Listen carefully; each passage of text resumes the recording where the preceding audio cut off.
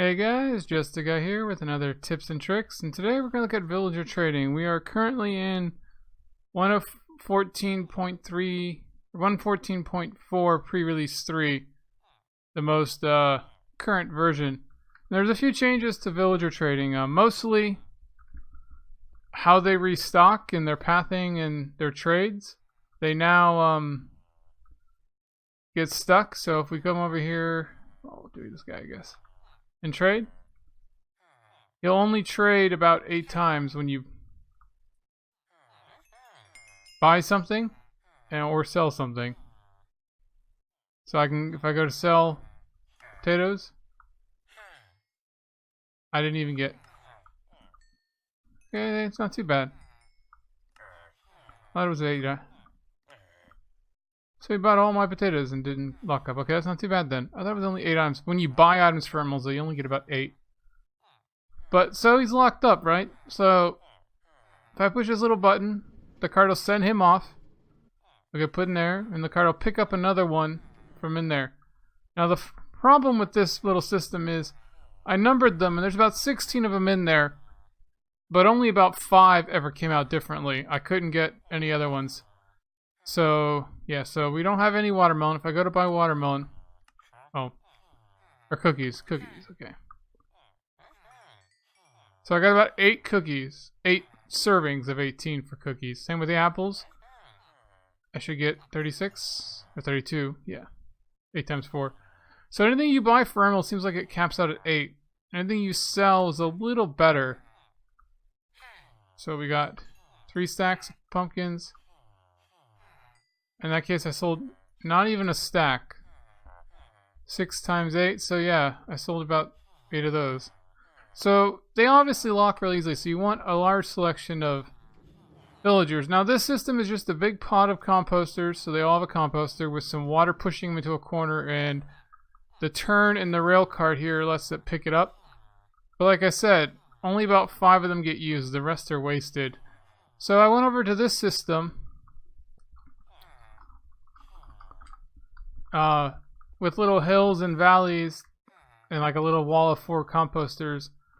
But the problem with this one is every once in a great while they get locked. They don't go up the hill right, or they overshoot it and then it gets jammed up and it causes problems, or they go over too much. And obviously to get it to go up it would be a pain. So I came up with this system. It's basically the same thing, except in little valleys it has a 2 wide block drop. And the good thing about this is the 2 wide drop means they can't path backwards, and then the hill with this 1 block over it means they can't path forward. So if you put a composter or whatever like on this little section here, they'll have a workstation they can get to, but they can't get to it if they go beyond it, so they'll lose track of it and then gain tracking to the next one over.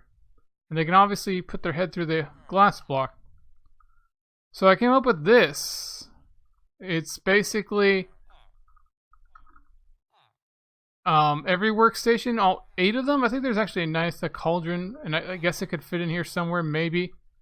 But 8 of them is more than you'll ever need, really, because seriously, who wants a Fletcher and everything else?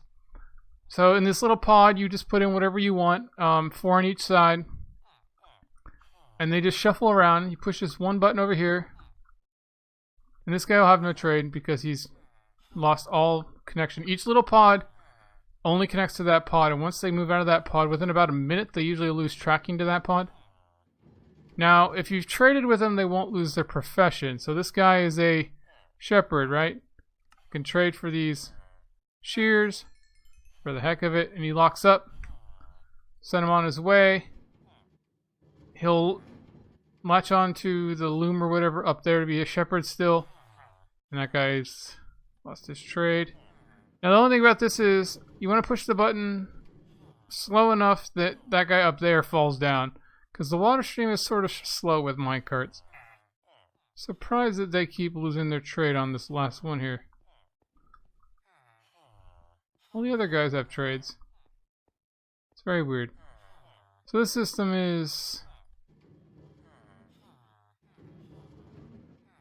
There we go, this guy's a trade. It's another shepherd, but he's not the one I already traded with, so we don't have any wool. We don't have any room for this. I guess they just fall on the floor? Or maybe not. But yeah, so this one works pretty well.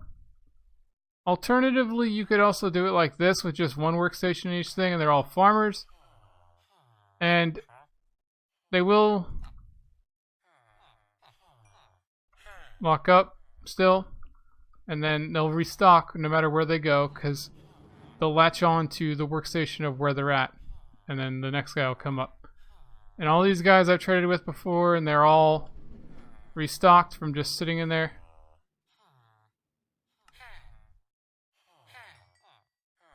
So they all work. Hey guys, this has been an update. There's been some changes to what I was just showing. I built most of this in 1.14.3 before the pre-releases were released, and then I updated it slightly after. And some testing I did, found another flaw. This guy right here won't restock. It seems like villagers no longer detect blocks that they have access to within line of sight. It has to be like this guy right here. The shepherd won't restock his gray carpet, even though the loom is right here, right in front of him. It has to be like below head height, and then he'll restock. A second. I don't know how long it takes to detect it. There we go. Yeah. So I did nothing but move it down. So you can only do 2, I guess. They don't seem to detect here, here, here, here, or here anymore.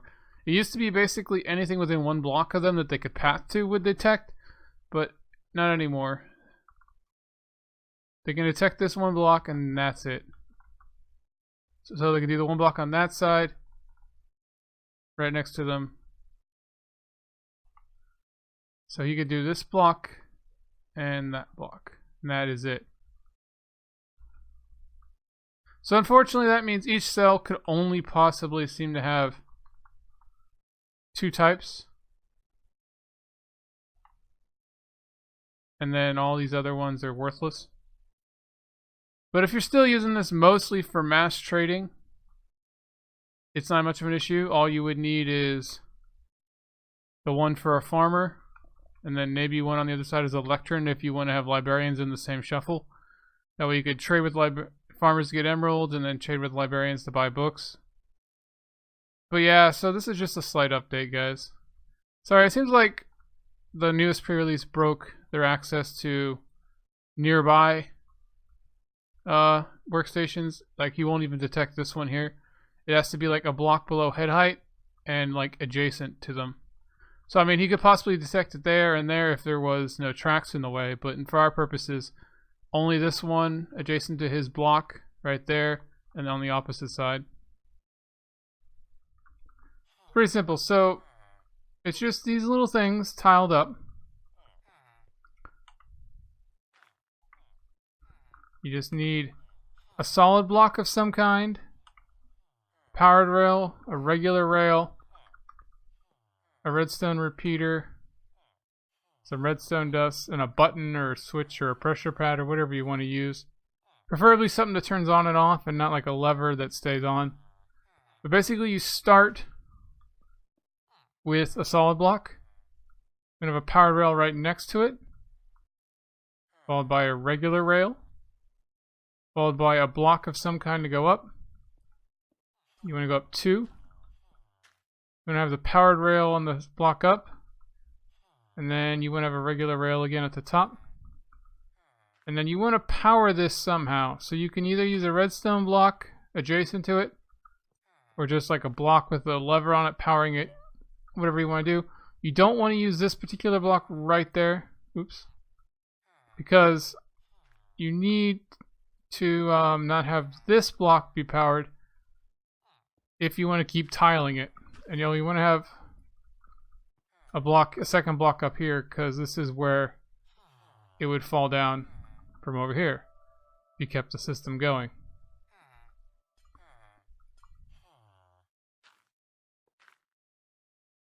This would be the input, and then eventually the output would be over here wherever you want it to end, and then it'd come out. And then when it falls down, you just make sure there's a powered thing there, followed by non-powered one. Because the pulse is so short, you don't want 2 powered in a row, and then you start blocking up again. And then all you would do is put the repeaters facing into the solid blocks. Some redstone. And then when you push this button, both of these things would pulse on real quick and send a minecart if there was one going. So if you get a minecart there, it'll push it up and over, and then it'll stop because the depowered thing is off. And powered rails that aren't powered stop a minecart, and then it sends it over again. So they only take so let's say this isn't here, whatever you want to have that feed in, however. So 1, 2, 3, 4, 5. 4 blocks, automatically 5 if you want to end with a drop. 5 long, 3 wide, and then 1, 2, 3, 4 blocks tall is what you need. So that you want this to be more or less like that. You need a block here and here. This blocks the line of sight of the villagers so they don't think they can path between cells. If you block that and then the sides off, they can't path to the workstations the next stage over, so they'll lock onto the ones they're in. And they can pass their heads through this block. So it's 5 long, 4 tall, and then 3 wide. And you can make it as long as you want, really. The only issue with that is eventually the redstone gets a little more messy. And then if you stack it up, you just start it right there, which is this block right here on this level where they block off. You can start the next one right on top of that. So the rails start going on those blocks right down there. You go up and over and up and over. And then when you end, the drop block needs to be lined up where you want it to fall on the starting point of the next one. Or where the power block feeds in is the one over. So if you're starting on the second or third or fourth layer, how many you want to ever do, I would suggest lining up the drop block here first. And then building out the other way. Because that has to be lined up properly. You don't want it to be mismanaged. And in terms of the water stream, there's a little bit of a trick to this. Minecarts will go in water, and they go up the water stream really fast, but they go super slow when they hit flowing water there, as you can see. And it has almost no momentum when it comes out, so it needs to land on a sloped rail to get momentum again. Otherwise it won't go anywhere. Very fast anyway. But also if you cut off the stream to being as little as possible, 1 block long, it won't be in the water stream very long, as you can see. Oops. I'll get in this one and show you. It just flows over that really quick. It's actually kind of long, but it's like maybe 10-20 seconds. There we go. And then you want to have this little glass block about 3 high from the bottom, just so they don't bounce too high.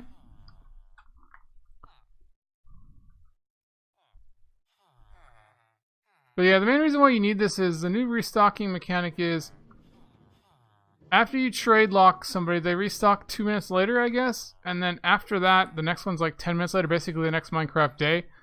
So you gotta wait a super long time for trades to restock. With this system, you have quite a few different villagers all restocking at the same time, and they all get fed to you without having you to move and run around.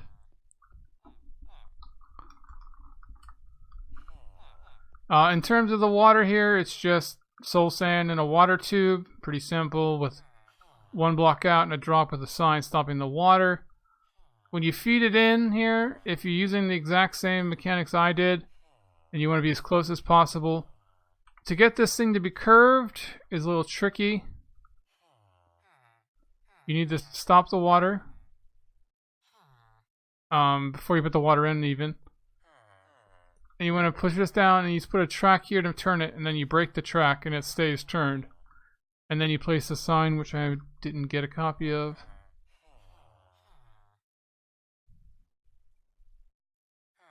You push the sign in and it'll stop the water. And you'll have enough momentum. Make sure there's at least a powered rail right here, if not a couple extra feeding in.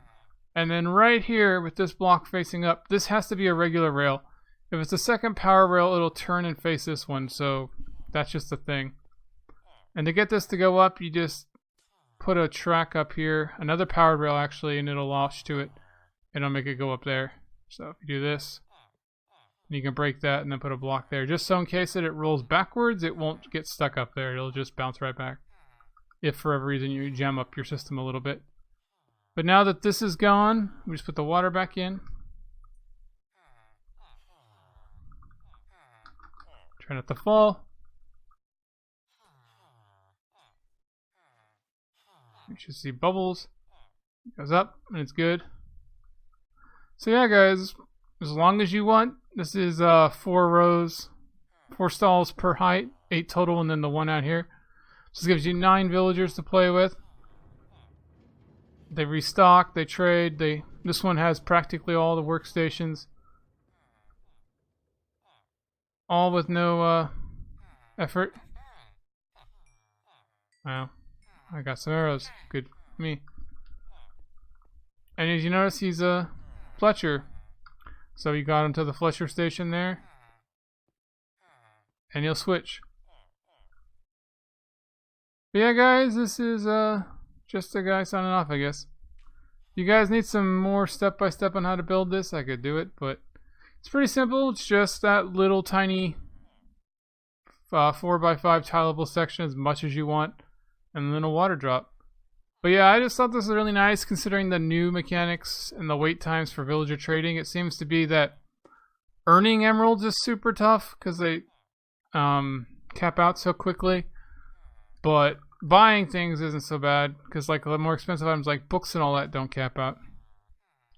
The other good thing about this is you could easily have all these villagers be zombies and not really easily with them being on minecarts. And that would give you a discount all over the place. But yeah guys, this is just a guy signing off. Catch you later. Bye.